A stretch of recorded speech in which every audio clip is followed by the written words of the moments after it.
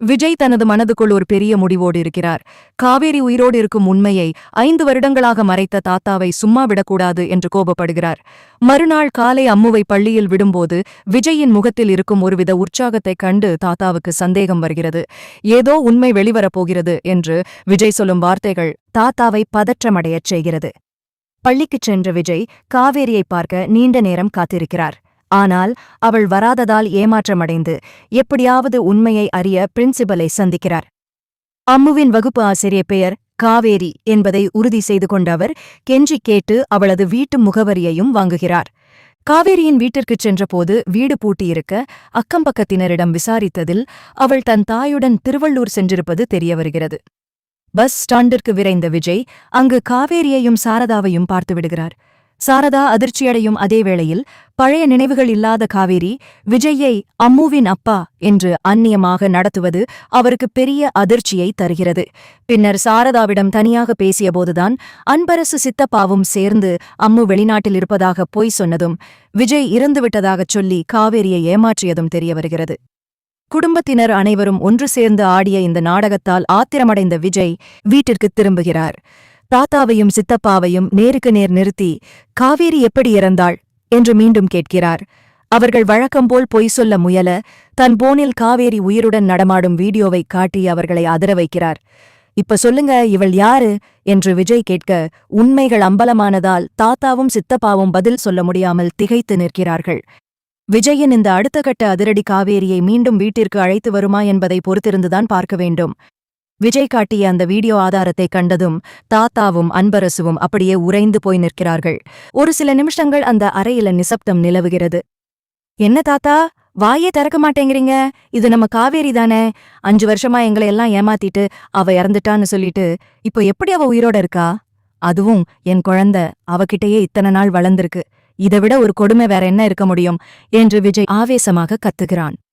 தாத்தா மெல்லத்திக்கு திணறி, விஜய், நாங்க செஞ்சது தப்புதான். ஆனா அது எல்லாமே உன் நல்லதுக்காகவும் இந்த குடும்பத்தோட கௌரவத்துக்காகவும் தான் செஞ்சோம் என்று சொல்ல முயல்கிறார். ஆனால் விஜய் அதை ஏற்கத் தயாராக இல்லை. என் பொண்டாட்டி உயிரோட இருக்கிறதே எனக்கு தெரியாம வச்சிருந்ததுதான் என் நல்லதுக்கா? அவளுக்கு பழைய நினைவுகள் இல்லைங்கிறத சாதகமா வச்சுக்கிட்டு எல்லாரையும் பிரிச்சு வச்சிருக்கீங்களே என்று வெடிக்கிறான். சித்தப்பா அன்பரசு இடையில் புகுந்து மழுப்ப பார்க்க விஜய் அவரை தடுத்து நிறுத்தி, சித்தப்பா, நீங்க முதல்ல இந்த வீட்டை விட்டு வெளியே போங்க. அம்மு பாரின்ல இருக்கான்னு பொய் சொன்னதுக்கும் நான் இறந்துட்டேன்னு காவேரி அத்தை கிட்ட சொன்னதுக்கும் நீங்க தான் முக்கிய காரணம். இனிமே நீங்க இங்க இருக்க கூடாது என்று அதிரடியாக உத்தரவிடுகிறான். வீட்டில் பெரிய கலவரமே வெடிக்கிறது. விஜய் எதற்கும் அஞ்சாம, இன்னைக்கே நான் காவேரியையும் அத்தையும் கௌரவமா இந்த வீட்டுக்கு கூட்டிட்டு வரப்போறேன். அவளுக்கு பழைய நினைவுகள் வர வைக்கிறது என் பொறுப்பு. அவ இந்த வீட்டுக்கு மருமகளா வரும்போது நீங்க எல்லாரும் அங்க இருக்கணுமா இல்லையான்னு நீங்களே முடிவு பண்ணிக்கோங்க என்று சவால் விட்டுவிட்டு காரை எடுத்துக்கொண்டு கிளம்புகிறான். விஜய் மீண்டும் காவேரியின் வீட்டிற்குச் செல்கிறான். அங்கே காவேரியும் சாரதாவும் ஊருக்கு போய்விட்டு திரும்பி வருகிறார்கள். விஜயை பார்த்ததும் காவேரி புன்னகையுடன், என்ன சார், மறுபடியும் இங்க வந்திருக்கீங்க? அம்மு பாப்பாவுக்கு ஏதாவது உடம்பு சரியில்லையா என்று அப்பாவியாக கேட்கிறாள். அவளது அந்த கேள்வி விஜயின் நெஞ்சை பிளக்கிறது. தன் மனைவியே தன்னை அடையாளம் தெரியாமல் சார் என்று அழைப்பதை அவனால் தாங்க முடியவில்லை. விஜய் மெல்ல சாரதாவை பார்த்து, அத்தை, நான் எல்லா உண்மையும் தெரிஞ்சுக்கிட்டேன். இனிமே நீங்க இங்க இருக்க வேண்டாம். இது உங்க வீடு, உங்க குடும்பம். காவேரியை இப்போதே நான் கூட்டிட்டு போக போறேன் என்கிறான். சாரதா தயங்குகிறார். தம்பி, அவளுக்கு இன்னும் எதுவுமே ஞாபகம் வரலையே, திடீர்னு இப்படி போனா அவ பயந்துடுவா என்கிறார். ஆனால் விஜய் விடாப்பிடியாக, பரவாயில்லை அத்தை, அவளுக்கு ஞாபகம் வர வைக்க வேண்டியது என் கடமை. என் அன்பும் நம்ம அம்முவோட பாசமும் அவளை திரும்பக் கொண்டு வரும் என்று உறுதியாகச் சொல்கிறான். காவேரியோ குழப்பத்துடன் இருவரையும் மாறி மாறி பார்க்கிறாள். அடுத்த கட்டமாக காவேரி அந்த வீட்டிற்குள் நுழையும்போது தாத்தாவின் ரியாக்ஷன் என்னவாக இருக்கும்? காவேரிக்கு பழைய நினைவுகள் திரும்புமா என்பதை அடுத்த பகுதியில் பார்க்கலாம். விஜய் காவேரியையும் சாரதாவையும் அழைத்துக்கொண்டு தன் வீட்டிற்கு புறப்படுகிறார். வழியெங்கும் காவேரி குழப்பத்துடனேயே வருகிறாள். சார், எதுக்காக எங்களை உங்க வீட்டுக்கு கூட்டிட்டு போறீங்க? அம்மு பாப்பாவை பார்க்கத்தானே என்று அவள் கேட்கும் ஒவ்வொரு கேள்வியும் விஜயின் நெஞ்சை உருக்குகிறது. வீட்டு வாசலில் கார் வந்து நின்றதும் உள்ளே இருந்த தாத்தாவும் அன்பரசுவும் ஒருவித நடுக்கத்துடனேயே வெளியே வருகிறார்கள். 5 வருஷமாகச் சொல்லி வந்த பொய் இன்று அம்பலமாகி காவேரி நேரில் நிற்பதைக் கண்டதும் தாத்தாவால் தலை நிமிர்ந்து பார்க்க கூட முடியவில்லை. விஜய் ஆவேசமாக, தாத்தா பாருங்க, நீங்க இறந்துட்டான்னு சொன்ன அதே காவேரி தான் இப்போ உங்க முன்னாடி நின்னுட்டு இருக்கா. இப்போ என்ன சொல்லப் போறீங்க என்று கேட்கிறார்.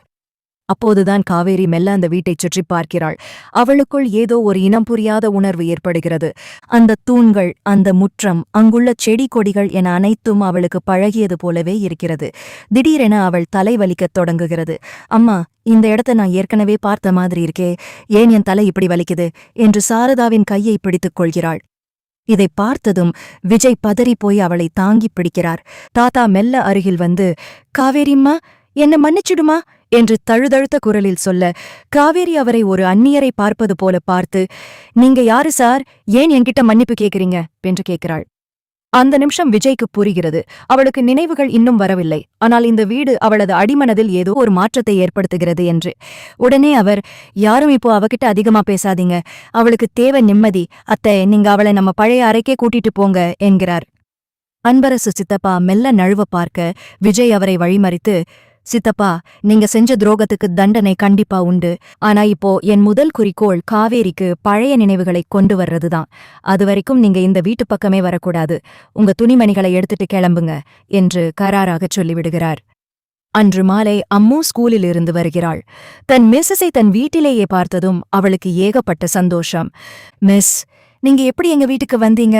இனிமே நீங்க இங்கேயே இருப்பீங்களா என்று ஓடிப்போய் காவேரியை கட்டிக்கொள்கிறாள். பெற்ற மகளின் ஸ்பரிசம் பட்டதும் காவேரியின் கண்களில் அறியாமலேயே கண்ணீர் வழிகிறது. அவளுக்கு இன்னும் உண்மை தெரியவில்லை என்றாலும் அந்த இரத்த பாசம் அவளை ஏதோ செய்கிறது. தாத்தா ஒரு மூலையில் அமர்ந்து தன் தவறை நினைத்து வருந்திக் கொண்டிருக்க, விஜய் தன் அறையில் இருக்கும் பழைய ஆல்பங்களை எடுத்து வருகிறார். காவேரியும் அவரும் சேர்ந்து எடுத்த திருமண புகைப்படங்களைக் காட்டி அவளது நினைவுகளை மீட்டெடுக்க போராடத் தொடங்குகிறார். காவேரி அந்த புகைப்படங்களை பார்த்து உண்மையை உணர்வாரா, அல்லது அவளது ஞாபக மறதி இன்னும் சிக்கல்களை உருவாக்குமா? பார்ப்போம். விஜய் மெல்ல அந்த பழைய புகைப்பட ஆல்பத்தை கொண்டு வந்து காவேரியின் முன்னால் வைக்கிறார். அதில் அவர்களது திருமணக் கோலம், அம்மு பிறந்தபோது எடுத்த புகைப்படங்கள் என ஒவ்வொன்றையும் காவேரி ஆச்சரியத்துடன் பார்க்கிறாள். சார், இதுல இருக்கிறது நானா? ஆனா எனக்கும் உங்களுக்கும் எப்படி திருமணம் நடந்தது? எனக்கு எதுவுமே ஞாபகம் இல்லையே என்று தலையை பிடித்துக்கொண்டு அழத் தொடங்குகிறாள். விஜய் அவளது கைகளைப் பற்றிக்கொண்டு, காவேரி, நீ ஷார்னு கூப்பிடாத. நான் உன் விஜய். 5 வருஷமா உன்னை இழந்துட்டு நான் பட்ட கஷ்டம் எனக்குத்தான் தெரியும். இந்த வீட்டு தாத்தாவும் சித்தப்பாவும் சேர்ந்து நம்ம வாழ்க்கையையே சிதைச்சிட்டாங்க. ஆனா இனிமே நான் உன்னை எங்கேயும் விடமாட்டேன் என்று உருக்கமாகச் சொல்கிறார். அப்போது சாரதா அத்தை குறுக்கிட்டு, தம்பி, அவளை ரொம்பவும் கட்டாயப்படுத்தாதீங்க. டாக்டர் சொன்ன மாதிரி நினைவுகள் தானா வரணும். இப்போதைக்கே அவ இந்த வீட்ல இருக்கிறது அவளுக்கு பழைய விஷயங்களை ஞாபகப்படுத்த உதவும் என்கிறார். மறுநாள் காலை அம்மு தூங்கி எழுந்ததும் நேராக காவேரியிடம் ஓடி வருகிறாள். மிஸ், இன்னைக்கு ஸ்கூல் லீவ் தானே, நீங்க என் கூட விளையாடணும் என்று அடம் பிடிக்கிறாள். காவேரி அம்முவை அணைத்து முத்தமிடும்போது அவளுக்குள் ஒரு தாய்மை உணர்வு பொங்குகிறது. அறியாமலேயே என் செல்லக்குட்டி என்று அழைக்கிறாள். அந்த ஒரு வார்த்தை விஜயின் காதுகளில் தேனாய் பாய்கிறது. இதற்கிடையில் வீட்டை விட்டு வெளியேற்றப்பட்ட அன்பரசு சித்தப்பா சும்மா இருக்கவில்லை. என்ன வீட்டை விட்டு துரத்திட்டான்ல, இந்த உண்மையை இவன் கண்டுபிடிச்சதுக்கு காரணமே அந்த பிரின்சிபால் தான். அவங்கள சும்மா விடக்கூடாது. அதோட காவேரிக்கு நினைவு திரும்பிட்டா நான் செஞ்ச எல்லா தில்லுமுள்ளும் வெளியே வந்துரும். அவளுக்கு நினைவு வராமலே தடுக்கணும் என்று ரகசியமாக திட்டம் தீட்டுகிறார். அன்பரசு மீண்டும் வீட்டிற்குள் நுழைய முயற்சி செய்ய விஜய் அவரை வாசலிலேயே தடுத்து நிறுத்துகிறார். இன்னும் உங்களுக்கு திருந்தணும்னு எண்ணம் இல்லையா சித்தப்பா?